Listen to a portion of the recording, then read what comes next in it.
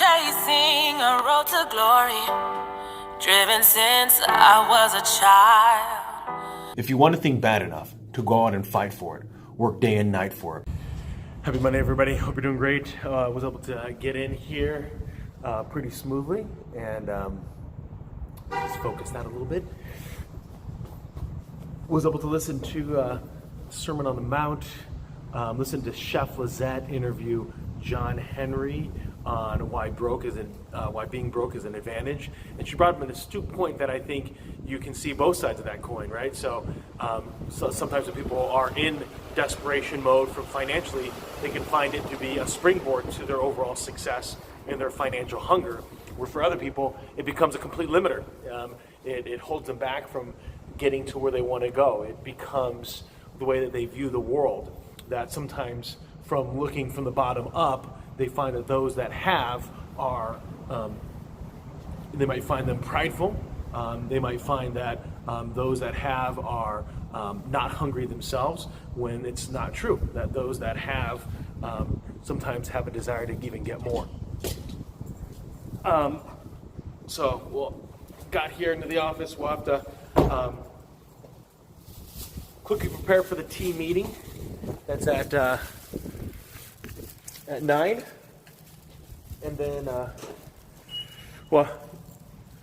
not too much preparation. I mean, I just make sure that I have some of the dates all ready to go. I'd like to have an agenda, and so hope you're all doing well. Let's get at it. Stopping me from going where I'm supposed to go. I don't know, it's like every single time, bitch, you running through my mind. I be locked and loaded, nobody safe around me. I'm about to spray, I'm rowdy. Pipe it up, running up, counting up. Ice on my wrist, I'm drowning. Great poem out there by Douglas Malik, Good Timber. The tree that never had to fight for sun and sky and air and light, but stood out in the open plain and always got its share of rain. Never became a forest king, but lived and died a scrubby thing. The man who never had to toil to gain and farm his patch of soil. Redo it. Take 2. Good Timber. 3. Good Timber by Derek. Take 4. Good Timber by Douglas Malik.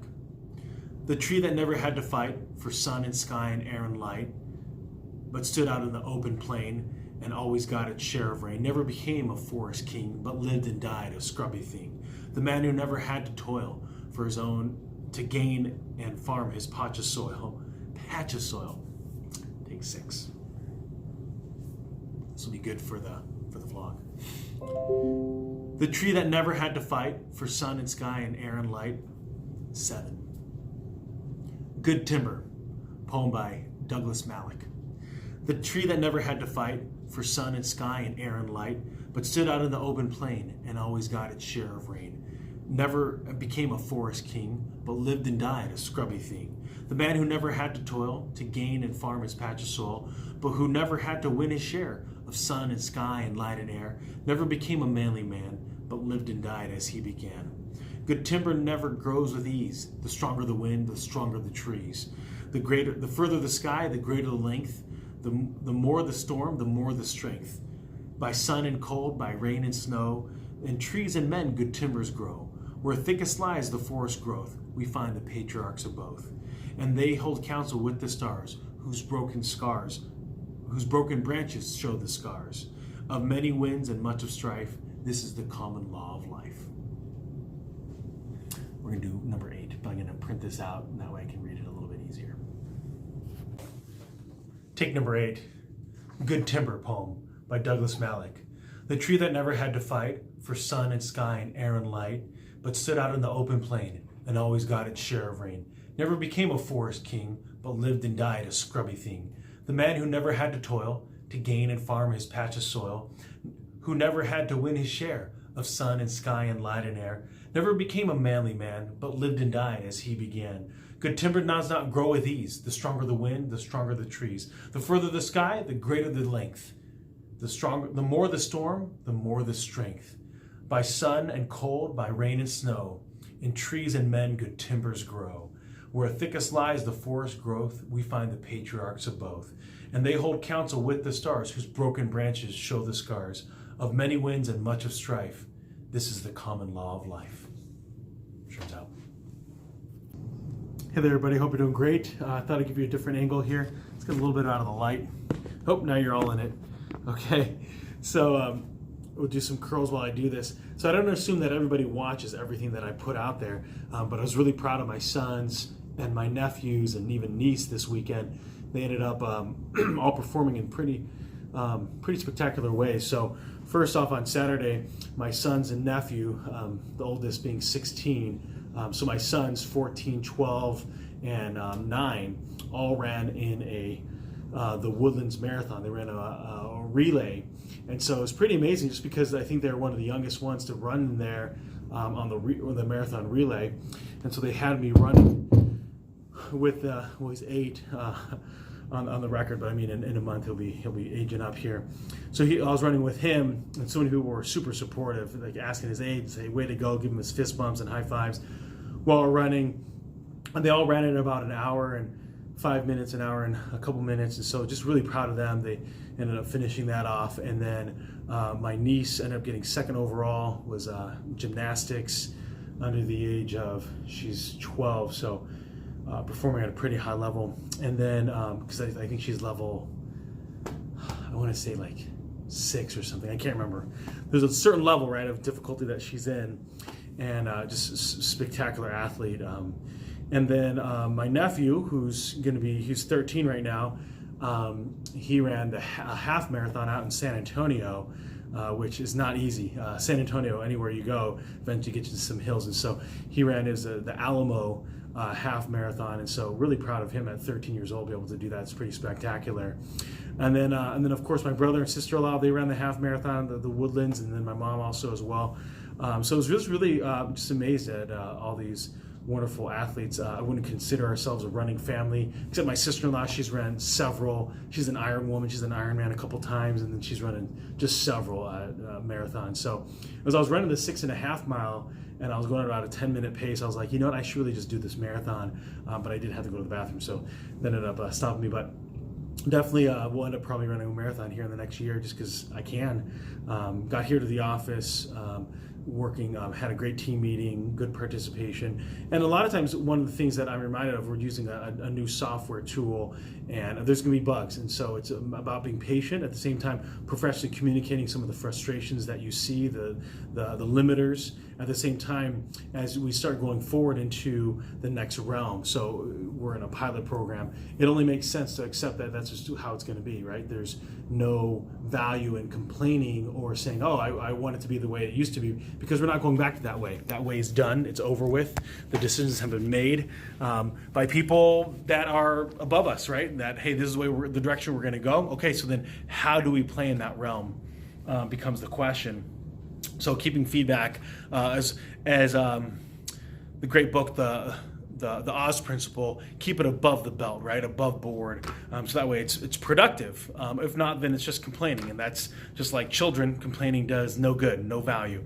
What's interesting, because a lot of times, a lot of the people that we work with, right, a lot of them are parents, and they wouldn't like their children complaining, but yet when they come to work, that's kind of the attitude. They think that it's okay to have this complaining attitude, but yet they don't tolerate that at the house, which is a really interesting dynamic. One thing that I would say for a lot of people is that even though we love what we do, it's still work. There's still a grind. Even though I enjoy lifting, doesn't necessarily mean that I enjoy putting in the reps. Sometimes it's difficult. Sometimes I don't feel like doing it. But I know that when I'm done, I feel good, right? I feel strong. I feel that those endorphins kicking in. And then was able to get on here, had to call Sprint, phone's not receiving receiving calls. I'm getting voicemails and texts, but I actually can't receive a phone call, which is absolutely frustrating. So anyone that calls in, it goes straight to voicemail. And so according to customer service, they know it's an issue, but there is no timeline on hand, and nor is there going to be communications sent out to me that it's been fixed. So we'll just find out. I'll just have people constantly just reaching out to me, see if I can get through anytime soon. And then I'm going to do some one-on-one coaching here with one of the new hires, show role playing out. Okay, this is how to do it. Then let's get live. Let's start doing it. Just because we're falling low on the activity, it's not going to get us to where we need to go. When the activity is low on the income producing elements of our role, then we're not going to find ourselves producing that income. Then we're going to be scrambling. We're going to be desperate. Desperation mode is not a healthy place to be. So hope you're all doing well. Sherman's out. Hey there, everybody. Hope you're doing great. Had a great meeting there. Some good coaching one-on-one. I like to, when I do my training, I like to show how to do things. So I was able to show the new hire exactly how to make the phone calls, how to invite people, how to answer questions. And unfortunately, a lot of that will happen over time for them as they get more comfortable with the process. And then after that, I was able to have a great conversation with Michelle, who's in a world of Bitcoin, cryptocurrency, something that I'm not super familiar with, enough to know kind of what's going on, but not enough to give anyone any advice. So I had a lot of good questions. I thought they were good questions. She might have thought they were a little rudimentary. Basically kind of where her business is going, what her and her partners are looking to do. So it was a great meeting. A lot of times when it comes to those kind of informational meetings, you're just asking questions and then listening for the actual answer, not trying to posture to make you seem like an expert, because that's why they're there. They're there to educate you on what's going on. And so for me, I'm not trying to pretend like I know something. I'm trying to just ask in a way that's meaningful to help in the conversation, to see how can I be of value to her and what her and her business associates are trying to do. So really super exciting stuff going on. Really just the start of cryptocurrency. Obviously a huge opportunity and kind of more of an in an international flair, just because you have some currencies that are very volatile, and so crypto and blockchain, it has a place there. So gonna drive through traffic. Let's go do it.